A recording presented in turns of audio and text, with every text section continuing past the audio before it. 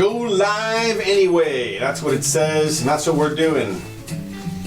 Hey everybody, it's the Jimmy Doane Show. This is the live show. Oh, look at our internet's kind of wimpy. What happened? I don't know. Well, we're not dropping frames, so we're good so far. So I don't know. Just got low signal sometimes. But anyway, we're here. If you can hear us, we're here. And if you can't hear us, we're still here. That's right. And we'll be up on YouTube and Twitter by the end of the day with all the subjects timestamped for your viewing pleasure. And we'll also in audio format around the web. You can find us if you search for Jimmy Doane, D-O-A-N-E. We'll be here. Today is the 24th day of November 2019. I am... You know, that's one thing I like we do. We announce the date. Uh-huh. There's other podcasts that don't announce the date. No, I know. You never know when the hell You never know when they are. I mean, I was listening to one the other day, and I had to go down to the comments to find out. It was like 3 years ago. I know. That happens. It's like, whenever that happens to me and it's years old, I'm always like, well, what about today?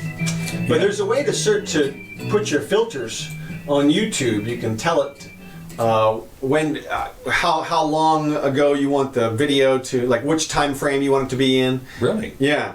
I didn't know that. I finally figured that out. Well, I know that on YouTube, if I go to one of the things, there's one of the little icons down there that arranges it according to how recently it was on.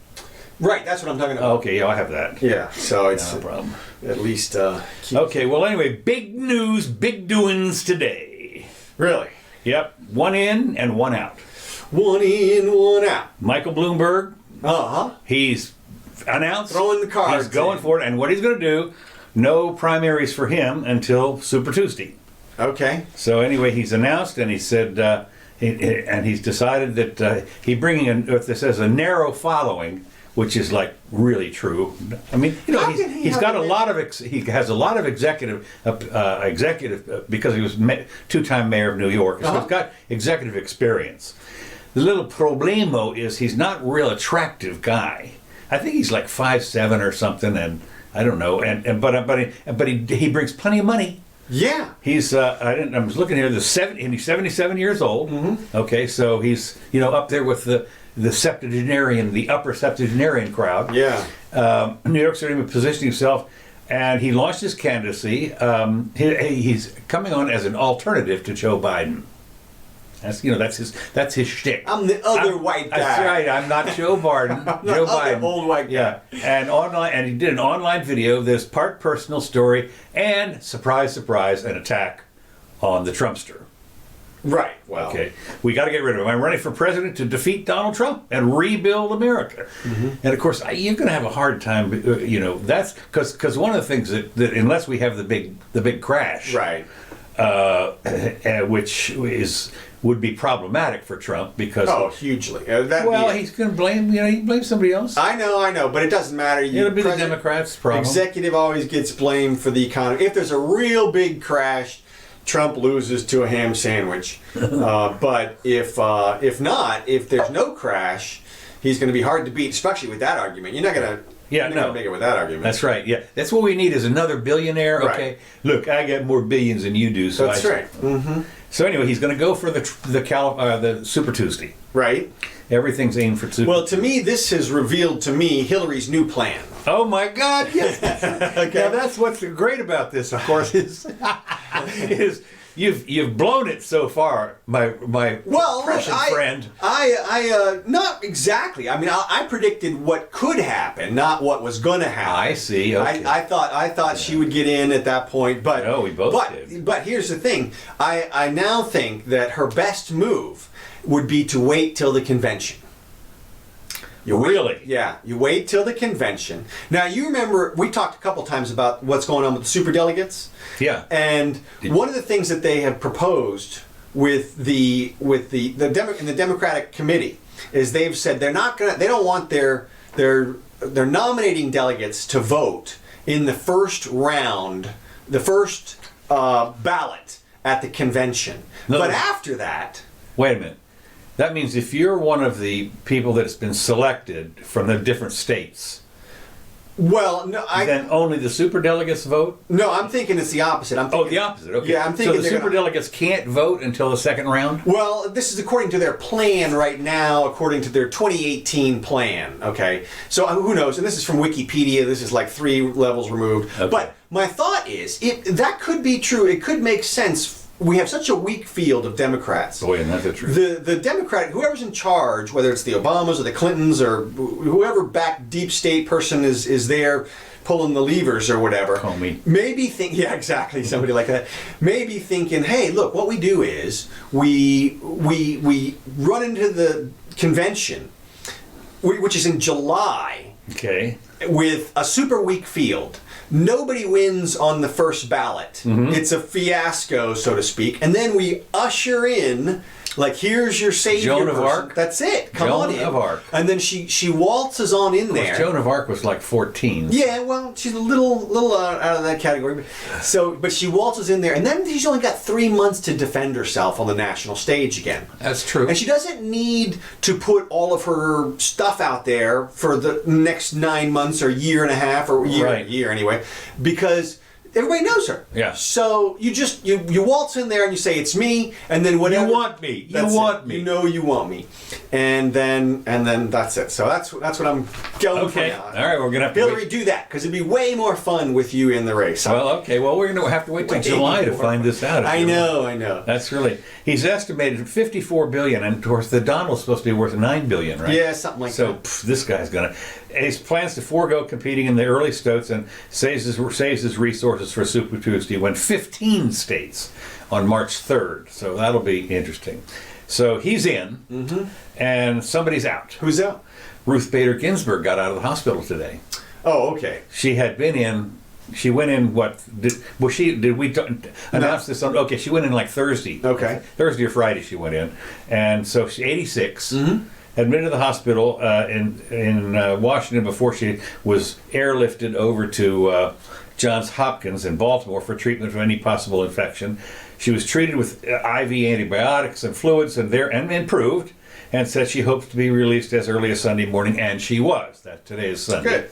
And so she's a leader of the liberal minority, she says, missed a day of oral argument, said she might miss this week. I don't know if they have any oral. No, I think they're taking a week off, Thanksgiving week. So there won't be any oral arguments until next week, I guess. That's what I'm guessing. And so anyway, because of a stomach illness, this was because of a stomach illness, it says less than 3 months after completing treatment for her 4th bout of cancer.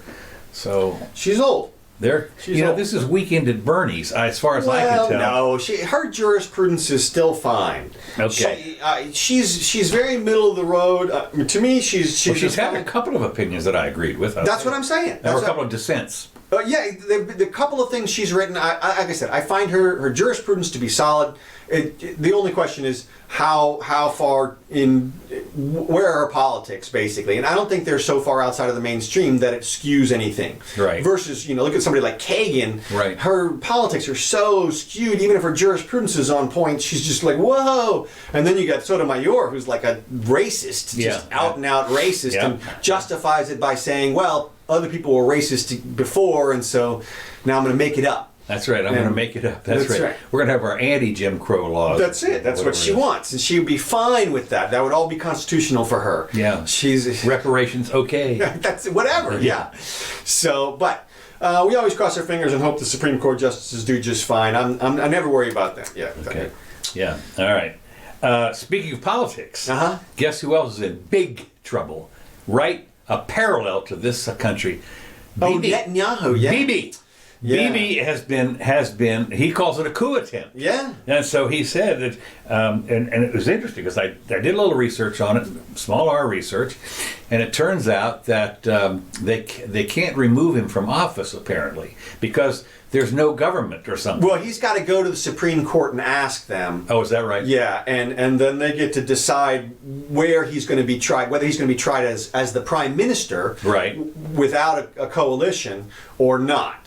and basically it determines whether he's going to be tried in liberal Tel Aviv or in conservative Jerusalem. Exactly, that's right. And that could make the difference between him going to prison or not. Right. And to me, this is more evidence of why, if I were Bloomberg, I would be maybe thinking twice about this kind of thing, because this seems to be the norm these days. If you win or lose, I mean, if you win, they're going to go after you with other means. They're going to go after you legally, and they're not fooling around. Like you think they go after Bloomberg? I mean, that's the only thing. He's squeaky clean. I mean, when he was in the mayor, he always releases tax returns and everything. And he's on the left, and he controls a lot of media. Right. I mean, talk about a media buy. Exactly. He called, hey Bob, buddy, this is your big boss. That's it. I want front page everywhere. I want front page everything, and I mean, you can imagine the intimidation when you say, "Hey, let's have a little lunch today. What do you say?" That's right. Yeah. I was thinking about maybe putting a couple of ads in your paper. We get a little discount there, a little something off the top. So yeah, you're right. I mean, he's protected a few different ways, but from my perspective, it's just so precarious. You don't have to do anything to transgress a campaign finance violation law. That's true too. Of course, if he spent his own money, you get. But even that, you could get into trouble. You could somehow. I mean, I'm just saying that there are so many different ways, and with that kind of stuff sloshing around, I just think it's. Well, he's got enough money to buy his way out of a lot of it too. Or he's got enough money to survive. At first, I thought, well, maybe he's getting in to protect his wealth, because he thinks, shoot, if Bernie or Warren gets in there. He's going to get drained. The 6% haircut every year. That's right. Yeah. But they're not going to ever pass that. I mean, if you ever think that they're going to pass a wealth tax, you're dreaming. The only way I could see it happen is if we were in some kind of a war at the time. Well, yeah, that's right. And of course, what you do is it's easy. You don't have to pass a wealth tax, which I don't know if that would take a constitutional amendment or not.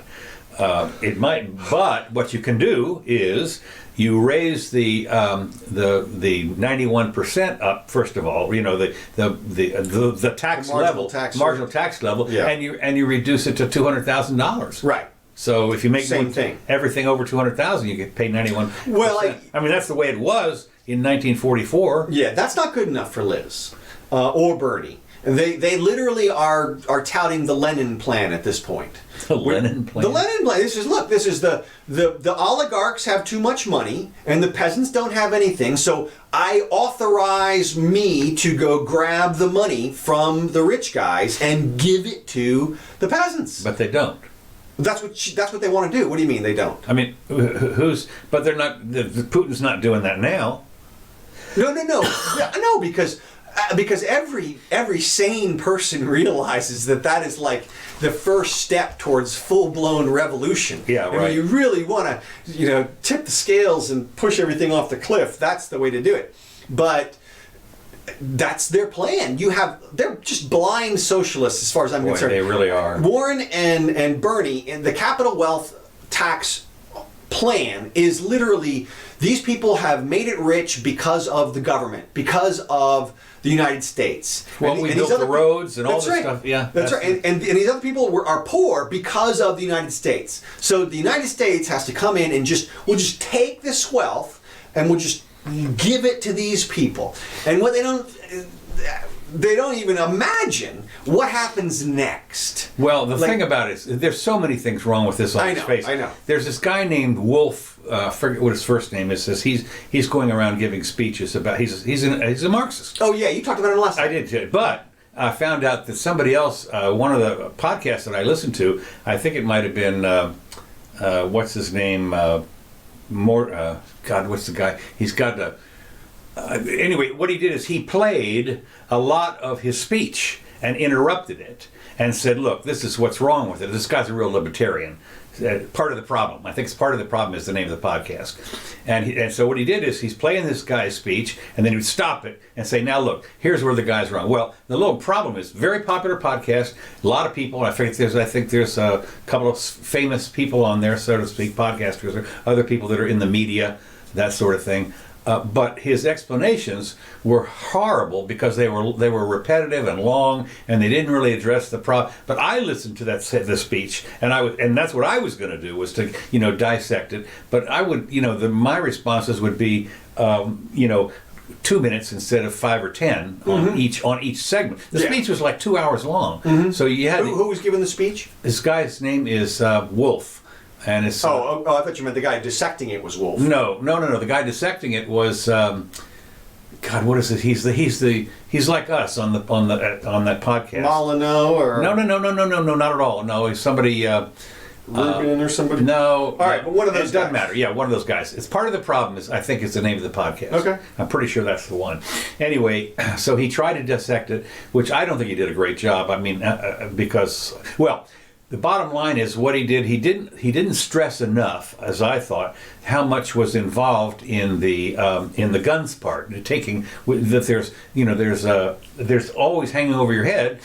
You can be the nicest person in the world, but there's the military, or there's the cops out there, the sheriff, and everybody. That's what's in the background of everything. That when they come and say we'd like your money today, I mean it's because they have a gun. Yeah. And I'm not sure that was stressed. What's interesting, this guy Wolf.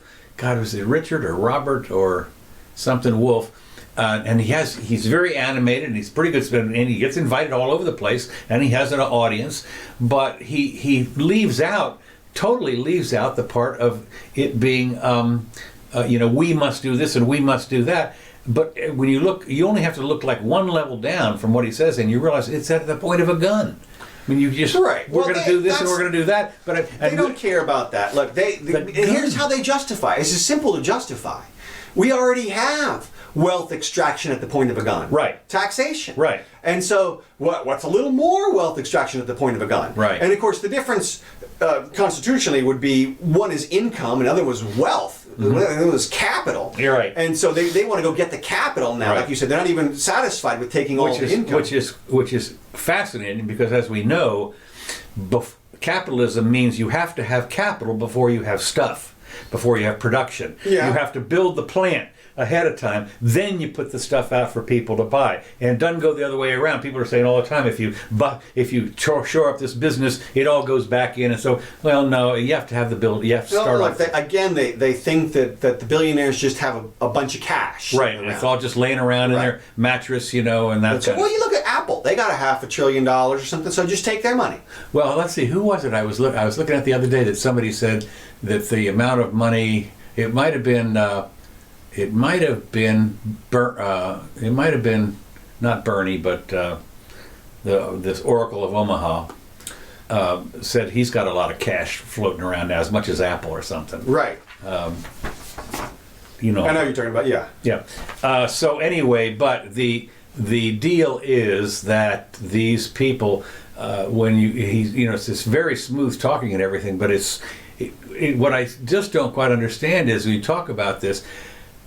He's talking about the evolution of this and the natural, as Marxist, the natural evolution of capitalism is to go to this socialism, where you have everybody owns everything, it's owned by, the companies are owned by the workers and so forth, and you just don't have a clue on what it's like.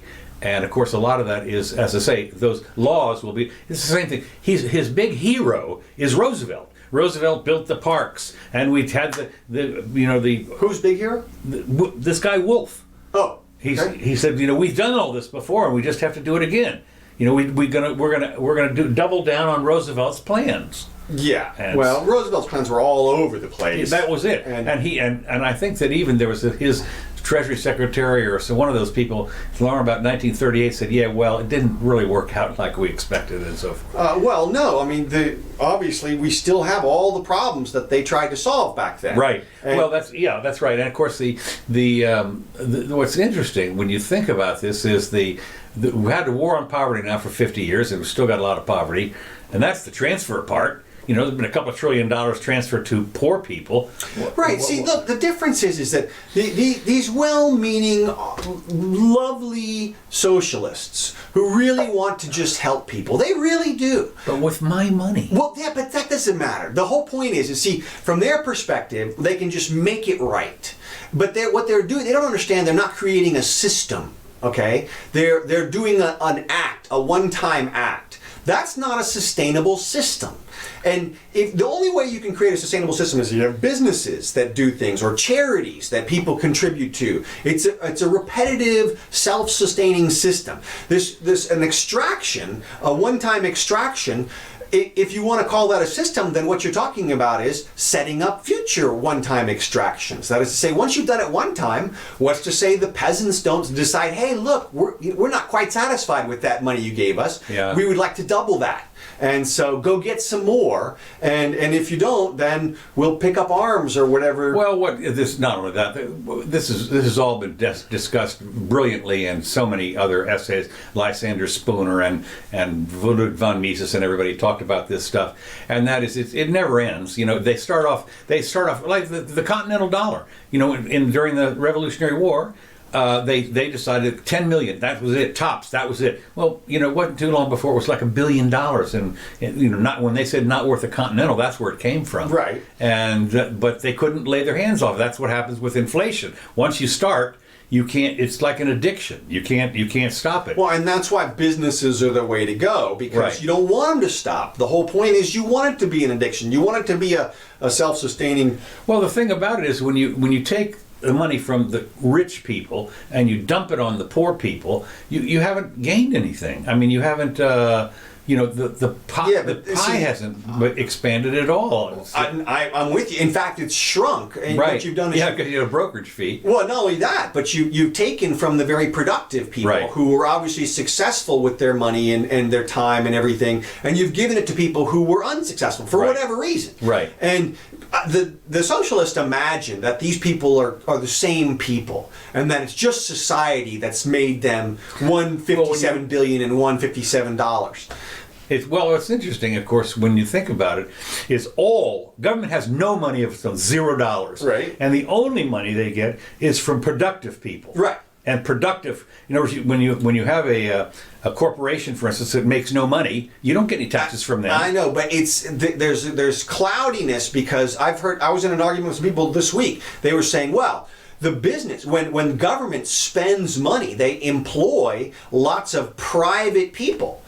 And I'm thinking, okay, maybe they employ some private contractors, and then they're in their minds they're thinking, well, and those people pay taxes, which supports the government. Mm-hmm. But that's circular, obviously. Well, not only that, there's still got to be a bit of a losing game. That's what I'm saying. You can't possibly support new jobs with money that you took from those new jobs. Right. That doesn't work. Of course you can. Now here's the way you work. This is easy. What you do is you create a job on the guy that makes $100,000 a year. You create that job. Now, of course, what that means is that in the private sector, there's somebody that didn't get hired.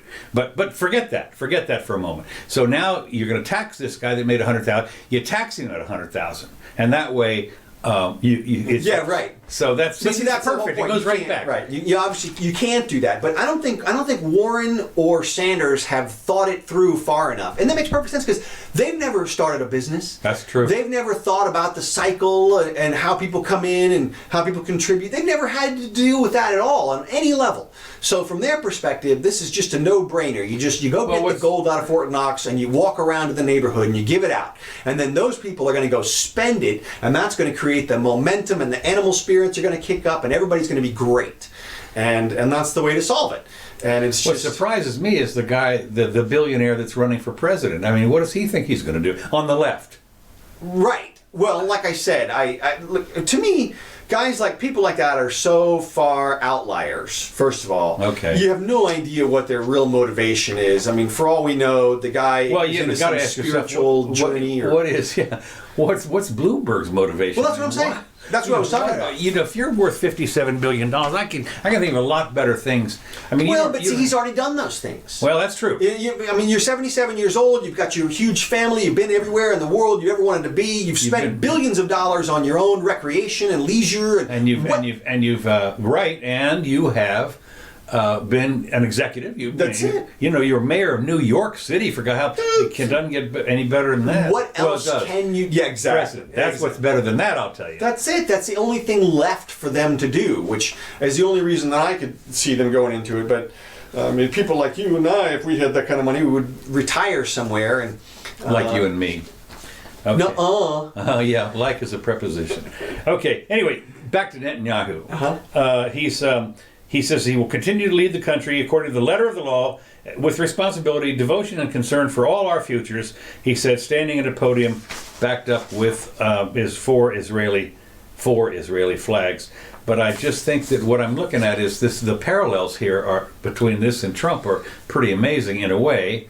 But they've decided to, they've done the indictment complete. Mm-hmm. This is like, and I was thinking, speaking of that, just on what happened as far as this week was concerned, on whether they're going to Impeachment-gate. The Impeachment-gate, yeah, Impeach-gate. No, what do they call it? The sham-peachment. The thing, and I think I might have mentioned this on Wednesday.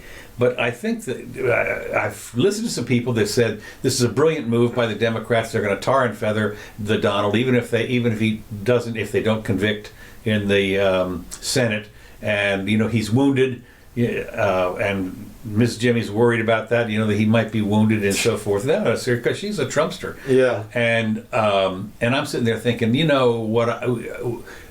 what I'm thinking is they've shot themselves in the foot. And the reason is that if they turn this over to the...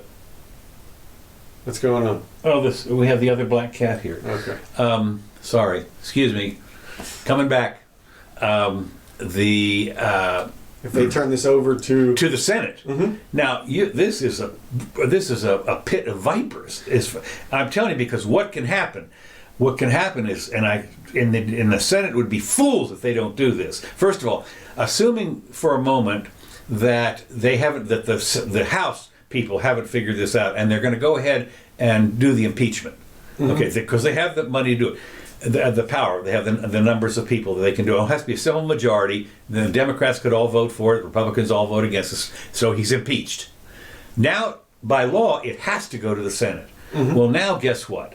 You got 3 or 4 Republicans, that are majority, and you got Mitch McConnell. And what he's going to do is first of all, you get to call witnesses. Right. You're going to call Biden. Right. You're going to call both Bidens as witnesses. And now, you don't have the bug-eyed partisan Schiff running the show. You've got a Republican running the show. Bug-eyed partisan Republican. That's right. Bug-eyed partisan Republican running the show. And they're going to call up witnesses right and left. Now, and, of course, this is, as we say, when people want to go out and campaign. And you've got, the senators, Warren, and there are 3 senators, I guess, in the race at least. Klobuchar, Warren, Harris, Bernie, and Warren. There you go. Yeah, so they're going to be off the campaign trail. Yeah, they're going to be off the campaign trail. Well, for a little bit here and there. Well, you don't have to sit for that. You get the report. What you do is you schedule it. You say, we've got other business to do, so we're going to have the hearings and the witness testimony for 2 hours every other day. From noon to 1, right? And that's going to noon to 2, excuse me, and you got to be here for that. Well, but see, they can't compel their attendance or anything. No, I know they can't. No question about that. I know they can't. But can you imagine if they're out there on the trail and they're saying that Donald Trump is a horrible person? Why aren't you back there convicting him or removing him? I've already decided. I've already made up my mind. I've already seen more than enough evidence. Everybody's already said they've seen more than enough evidence to convict from the left. So I tell you, if I was running against those guys, even Schiff has said that. Right? Yeah, we've seen it, and there are going to be four things apparently. Yeah, there are going to be 4 things that they're going to do. But I think that if McConnell, and he's pretty savvy political person, but I think he could arrange it to make those guys look pretty bad. I agree that the concept that once it goes to the Senate, the shoe's on the other foot. Boy, isn't that the truth? The other people are running the trial, and on the left, they'll see just how unfair it can be when the guys against you are in charge. Exactly. Shoes on other foot. That's it. And they can drag it out as long as they want. That's what I'm saying. They can drag it out. They can drag, like you said, they can subpoena people like Biden.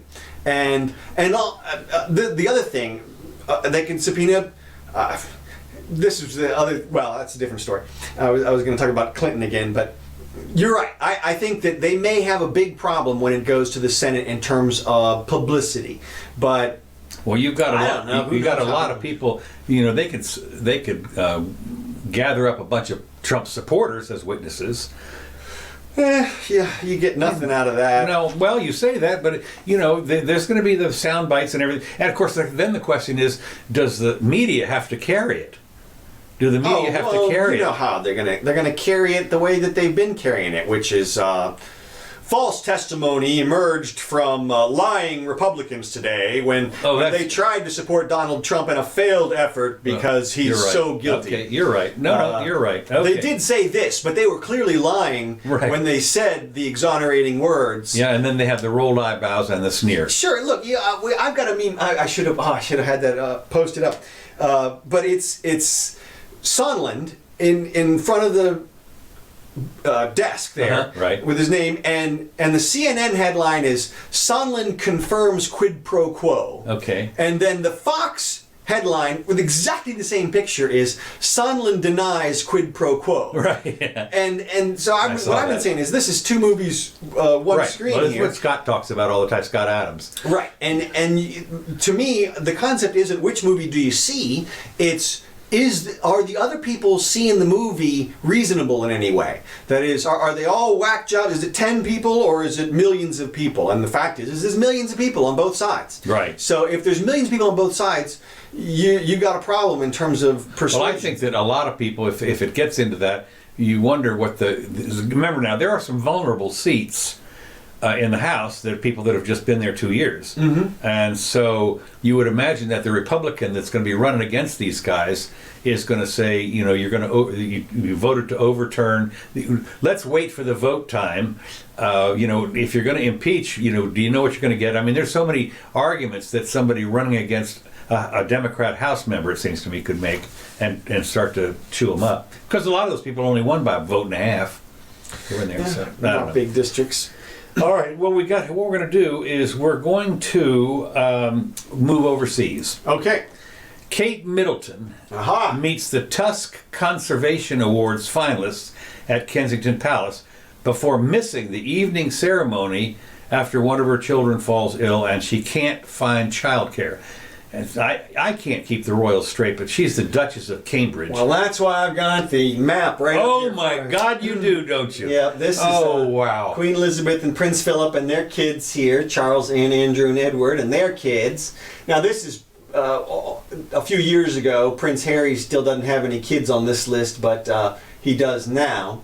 And this is the succession line. Oh, is that right? Okay. Yes, and it's easy to keep track of, actually, if you remember the rule, which is the firstborn goes first. Okay. And the firstborn of the firstborn goes first after that. Oh, okay. And so... So what are you telling me that if you're the second-born after the firstborn, you're behind the firstborn after the next one down? Yes. Okay, interesting. Yes. And you're ahead of the secondborn from the prior generation. So what you've got is William's kids have jumped in front of Prince Andrew here. Yes! Why do you say that? Because I'm cheering for the whoever. There you go, Prince Andrew. Now he's the one that's on the outs. Yes. I'm going to talk about that in a minute. Uh-huh. But anyway, what I thought was the only reason I brought the Kate Middleton thing up, okay. and don't forget that thing up there anyway, or you can come back to me for now. But what I thought was this Tusk. She went to some Tusk conference. She got some eco award, and then she couldn't go to the other one. She was forced to stay home with her 3 children: Prince George, 6, Princess Charlotte, 4, and 1-year-old Prince Louis. And I thought to myself, she couldn't find a babysitter. I mean, I'm sorry. Yeah, look. She felt she needed to stay behind. So that's an excuse. I mean, I know, but I'm sitting there. What a baloney excuse? Are you kidding? Well, she's the mom. You get to make the call. Look, the kid's too sick or something, or the kid asked for me specifically or something like that, and the kid's won. Or whatever. I mean, they're babies. You're going to stay home and watch the Disney Channel? Sure, why not? And what's the option? To go hang out at some award ceremony? She already been to that. Okay. She got the award. Right. But she had another engagement later that evening. Well, that was the what was it? She was forced to pull out of a glitzy award, another award ceremony. Yeah, exactly, another award ceremony. So that's what she does all day long anyway. Yeah, that's right. Well, that's true. Yeah, that's right. Okay. Anyway, and of course her kids are, they're 6, 4, and 1. So she could be a home mother. What do you call it? Homeschooler. Sure. And there's the rumor she's pregnant again or something. Too. Really? Yeah. No, that could have been Star Inquirer or Bloomberg. Yeah, Star Inquirer. Yeah. Okay. Well, anyway, it could have been something like she felt she had to stay home because. So anyway, you're siding with her. Yes, Mom. You already been to one glitzy party. Sure. You don't need to go to another one. Stay home. Make the call. That's right. Okay. Yeah. Well, I guess I would think if I was now, what's his name? Her husband went. Who's her husband? Kate Middleton. William. Okay. William Wentz. Stag. Mm-hmm. So he's trying to pick up some girls, I guess. Mm-hmm. I don't know. So now moving on. Mm-hmm. Prince Andrew's downfall is complete. He's the Duke of York. Yeah. Duke of York. Resigns from the Democrats' den-style project pitch in one of his charities that he had to resign, and he got booted off. He wanted to go play golf or something at the Dubai, and the Queen said, "Nah, you're not going there." How can she tell him what to do? He's like 60 years old himself. I mean, what? So because this is protocol, or what? Well. Or she's going to cut him off. I don't know. Where's he get his stipend from? I don't know, but I got to figure that there's... No, the deal was that apparently they had a sit down. Right. And she said, this is looking real bad for the royals. Yeah. And of course, there have been for years now, a minority of people who let's get rid of the royals because we don't need a stinking queen. Yeah, but I'm sure he told her, look, we took care of Epstein already. And you're right. That's right. And B. Okay, there's royals, but they don't do anything. It's interesting. They don't have any political power. It's interesting that they have the system over there all set up with the secession and all that kind of stuff, and yet nobody cares. Nobody's suing them or indicting them to take their power or anything because they don't have any. Well, there's at least one person wants to subpoena Prince Andrew over here to give testimony about Epstein. So, yeah. And if he ain't coming to this country, I'll tell you right now. I wouldn't. I wouldn't even think about it. So anyway, I just thought it was interesting. It's a final blow to his public profile after stepping down from royal duties. It doesn't seem very final to me. Well, it says it really doesn't. Final is you're going to prison because we got you on video here with this 14-year-old girl that you denied knowing. Well, they did have him on video with a 17-year-old, but 17 in Europe is like an old woman. That's right. Old woman. That's right. So, weazened old witch. That's it. So, not a virgin either. Yeah, right. So then you've got this rumors circulating. You had that video clip from the ABC anchor who said, "Oh, we had the Clintons, we had all this evidence and everything," and there's people talking about how there were video cameras in every room and bathrooms too. Yeah. Well, look, the technology's been there. So if you really had the house of ill repute like that is supposed to be, of course. You might have the opposite. You might have a blanket of tin foil around the whole thing so that no waves could get in or out and sweep the place for bugs all the time and stuff like that. Not if it was his place and he's setting up the cameras. If I had heads of states from various places coming around, I'd be doing sweeps after their security personnel left for sure. That's because you figure that they would. Well, I know, but what I would, of course, what you do is if you're going to set the cameras up anyway, you certainly would make sure that they weren't sweepable.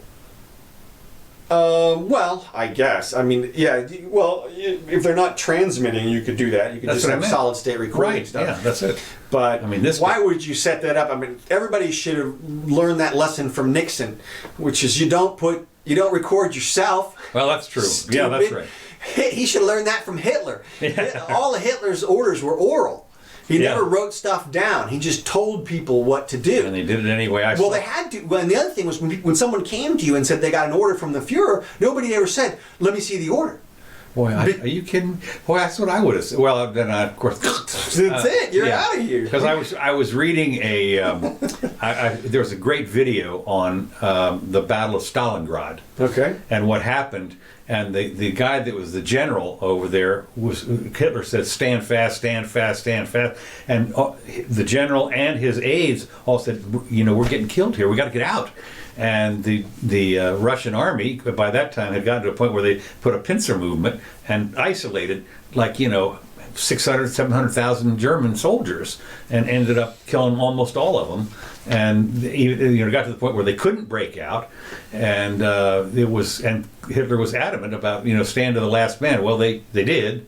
But his plan was to take Russia and then have all the resources for Germany, whatever. They're down there in the down there in the oil country or whatever is what they were looking for. The big mistake, according to this video, I'm digressing just for a second, it was they were going down to get the oil, which was south of Stalingrad. And what happened was Hitler suddenly thought, apparently, according to this video, said, boy, if I could take Stalingrad, that would be a big, I could pinch his nose. And so he split his forces and sent 1 million men over to take Stalingrad, and they almost did. They came real close, but then they got pincered back, and there was a counterattack. But if they had just apparently, according to this video, if they had just gone down and gotten the oil, forgot Stalingrad, they might have been able to win. Who knows? It was one of those things. That was according to this video. Okay, moving on. Okay. I'm coming back. New big news today. This is really something that people need to know about. Days of Our Lives.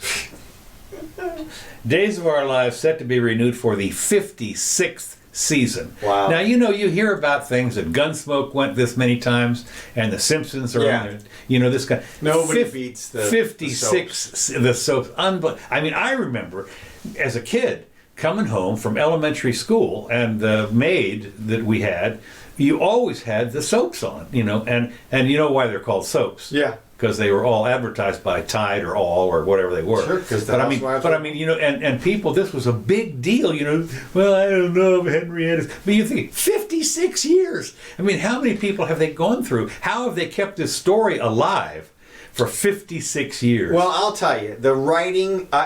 You can say what you want about soap operas, but the writing in soap operas is absolutely brilliant. It is brilliant because of exactly what you just said, which is they have to rehash the same dramatic stories that happen in people's everyday lives every single week. Right. It's like every week is something that would happen only once a year in normal people's lives. And that's what makes it operatic or dramatic. And so they're constantly rehashing the stories of somebody gets hurt, somebody gets divorced, somebody has a child, somebody falls in love, somebody backstabs, and they reverse these things amazingly well based on the comments that people write in about the actors. The feedback, exactly. Yes. So what they do is they'll create a story and they'll hire some new actors. Soap operas are a wellspring of new famous actors. You see them all the time. If you go back, George Clooney was a soap opera guy. The list is endless of people who started in the soaps. And what you get, the soaps are shot every single day. Right. They have handouts and corrections to the script as they're doing it a lot of times. You got to be good to come. That's what I'm saying. And to be able to act. Exactly. And then you as cameras start to roll and they hand you the corrections. That's it. Holy crap. And you can imagine that a lot of, I wonder how much ad-libbing, if any, goes like. It must be some. A little bit, but they try to keep it at a minimum, and that's why they do the rewrites really fast. But Can you imagine being a writer? To do the rewrites. Impossible. And then the other thing is that they come to you, you write this story about a murderer, and they come to you, the producers come to you and say, look, everybody really likes the murderer. So, rehabilitate them and put them back in the story as the patriarch. What? And that's what and you have 3 days of storyline to do that. That's right. And and they do it. I remember this one. I've talked about it before. This murderer that they brought in these 3 guys to be the murderous kids, and one of the guys was clearly head and shoulders better actor than the other two. They had picked one who was very good-looking guy to be he was going to be the mainstay and turn on the other ones and that kind of stuff, but he sucked as an actor, and the other guy was much better. The fan mail came in and they said, rehabilitate that guy. So the person that he had murdered her husband, they had her drive off a cliff so that her kids were like hanging from the cliff, and he drives by and saves the children from falling off the cliff. My God. Right. No, I mean, it's perfect. It's like, okay, how do you rehabilitate a murder? Well, he could save a bunch of kids. There you go. There you go. No, this is what's so funny about this is 56 years. You think what they've gone through as far as the storylines are concerned. Every day, when you have this stuff, and they had what I have here, 13,000 episodes. Wow. 13,000 episodes since first coming on in 1965. It says they've already shot enough episodes to last through the end of the current broadcast season. So they've already done that much, whatever that is, another 20 or 30 or 40 episodes or whatever. They've already done them. Mm-hmm. And somebody said they were actually through the summer, I think. Mm-hmm. But I'm sitting here thinking, what you see on this. It was 2 weeks after the entire cast of the series had been released from their contracts. I don't know what that has to do with anything, and of course they've been released from their contracts, but they've already got in the can the rest of the episodes for the next, I don't know, couple of months at least. I think they did the contract change just because of what's going on in the changes in the industry right now. Yeah, I think, no, you're right, I'm pretty sure. And I guess everybody's going to come back and so forth. Yeah. But like you say, the writers have got to be unbelievable. I mean, the imaginations. And the actors, too, the people who stick around in those shows are people who they're seasoned stage actor people who can, like you say, turn on the drop of a hat there. They do all kinds of stuff. They're so good. You know they're really good when they'll make one person a twin. When somebody gets really, really good, when they get a really good actor or actress in there and they're super popular, they'll bring in their identical twin, their long lost twin. Okay. It's another recurring story. And then they have a good twin and a bad twin and that kind of stuff. And then they can use that person twice as much. And it's brilliant. And they do a great job. And I remember this one lady, they divided her into like 7 personalities before it was all over.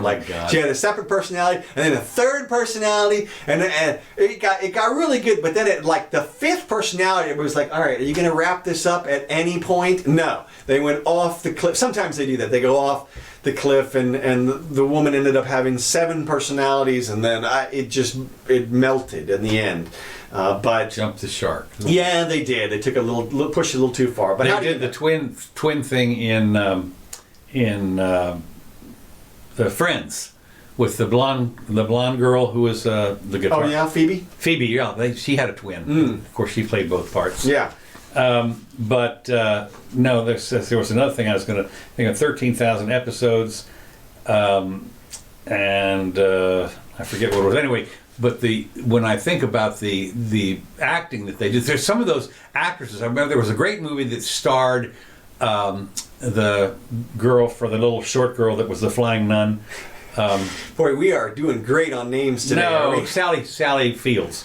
Okay. And it was a movie about soaps, and she was an actress, and it was they showed that it was the back end of the soaps thing, where they showed the production and everything. So and that was a lot of. But apparently they have got they walk out after they're doing the thing, and their fans are all out there, sign this, sign that, the whole deal. I mean, these people are fanatic. The fans apparently are fanatics. So which is I guess that's how the writers know who to promote. That's it. Like you just said.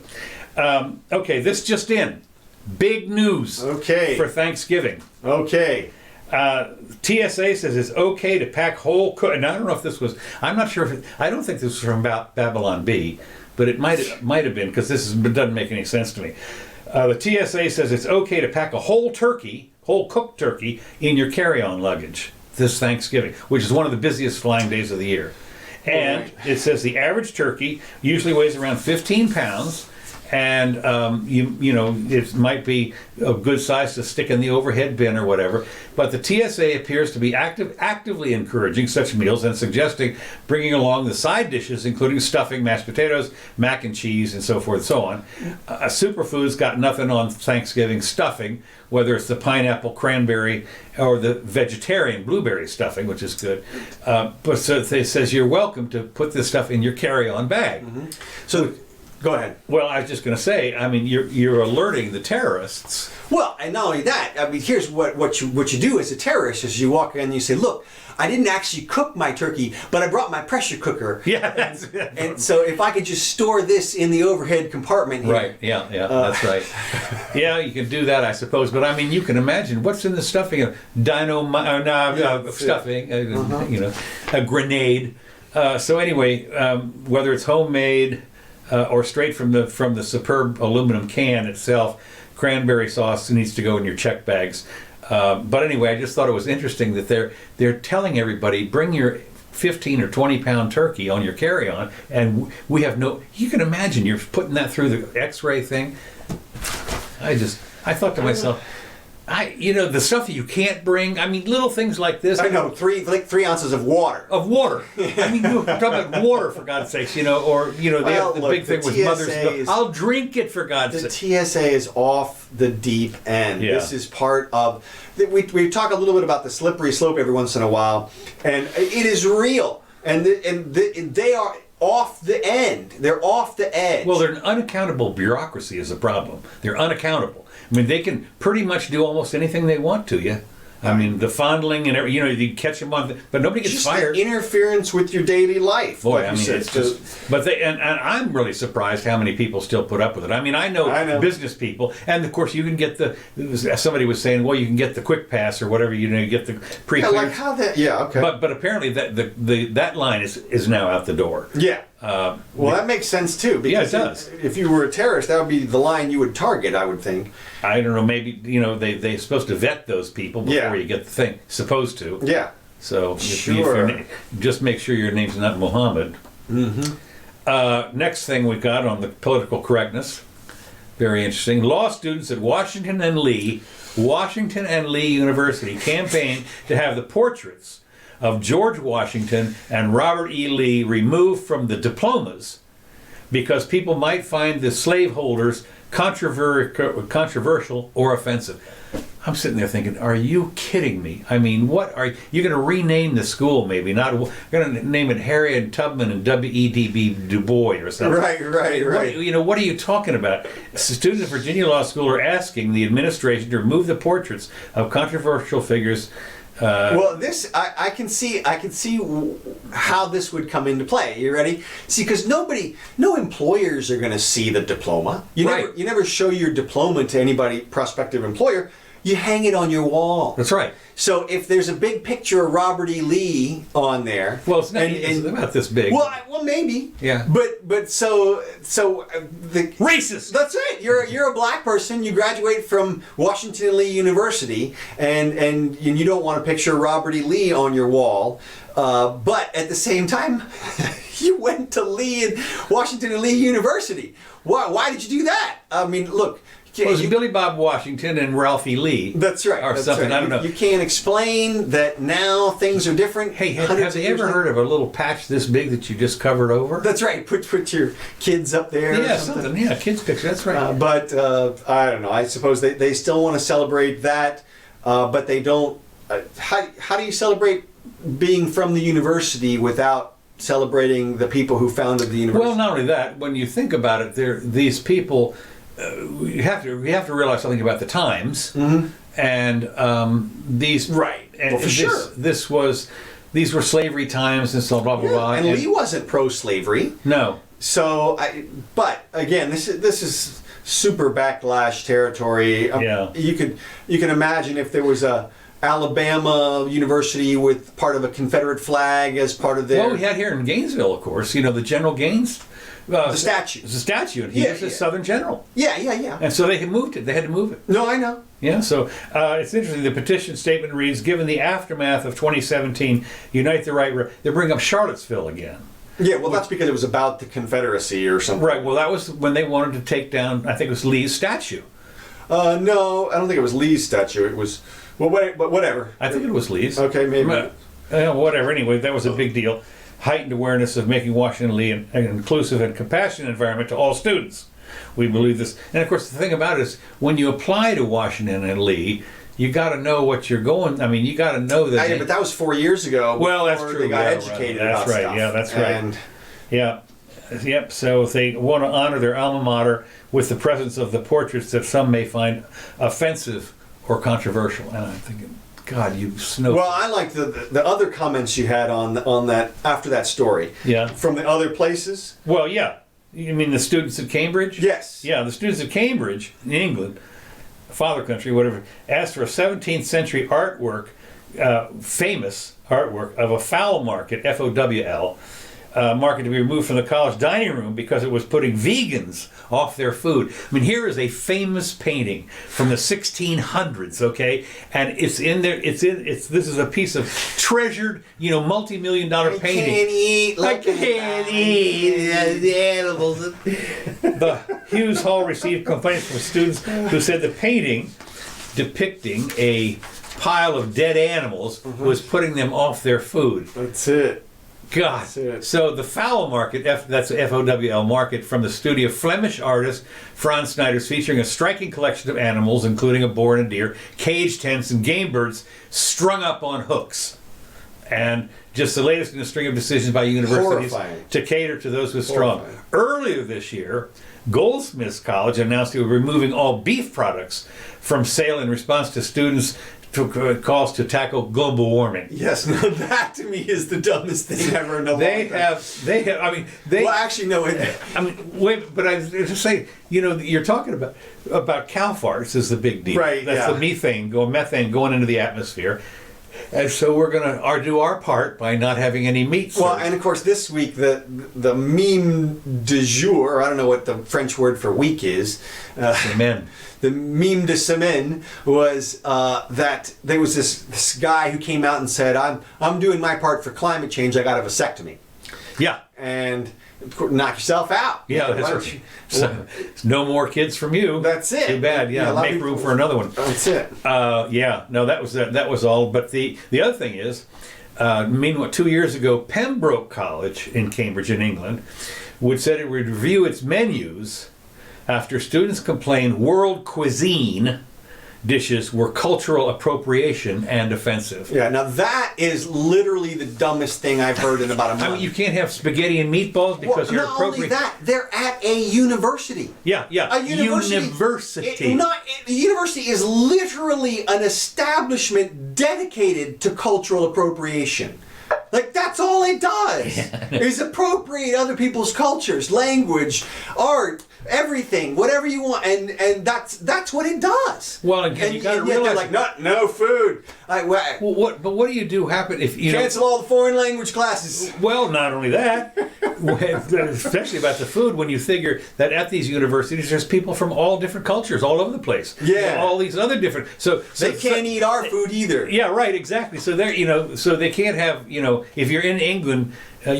Kidney pie or whatever it is. No, that's no. I as an Indian person am appropriating the British culture. I need to see your family tree so we can see if you've got any Brits in your line there, so that you can eat the food. That's right. Because otherwise, you're appropriating the culture. That's it. No, it's the dumbest thing. The whole concept. I can't believe it hasn't just completely exploded at this point. I mean, I haven't heard much of it in the mainstream media anymore, because I think everybody's realized that every single university on the planet is literally an institution of cultural appropriation. But we still haven't seen. I think I'm the only one saying that I've heard. So yeah, well, I'll pull a Scott Adams there. Yeah, there you go. Anyway, that's pretty much what I have. That's all you got, just about on time. Okay, I got a couple things to pull us over time here. Okay. So, Iran. Did you notice some of the news stories coming out of Iran this week? I did actually, but I have to search for them because they're not on CNN, who's busy with Impeachment-gate or whatever. But Iran, I saw a video on Twitter of what looked like military personnel on motorcycles getting attacked by a mob and torn to shreds. Really? Yeah. Like, there was half a dozen people or more in uniform. I don't know if they were police or military, but the mob descended and destroyed them.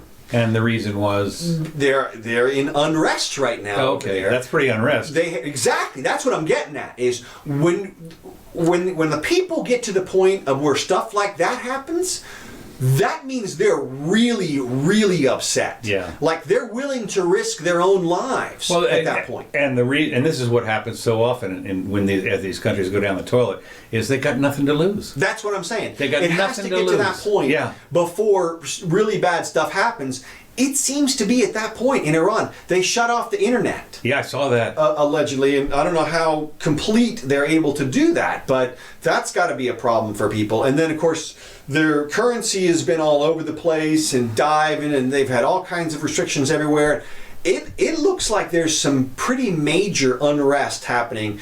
To me, I haven't seen anything that violent in any of the other countries, not even Venezuela. And you see things.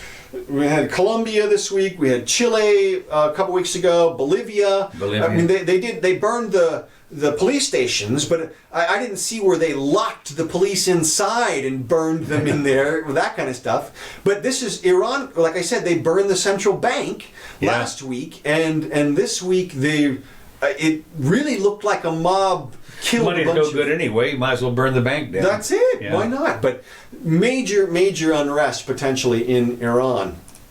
The CIA's got to be loving that. Yeah.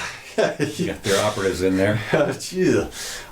In criminal justice injustice this week, we have two stories. One, a woman was arrested for sexual deviance, or whatever they're going to charge her with. They've charged her because she was in her own garage doing some cleaning or stripping or something, and she took her shirt off.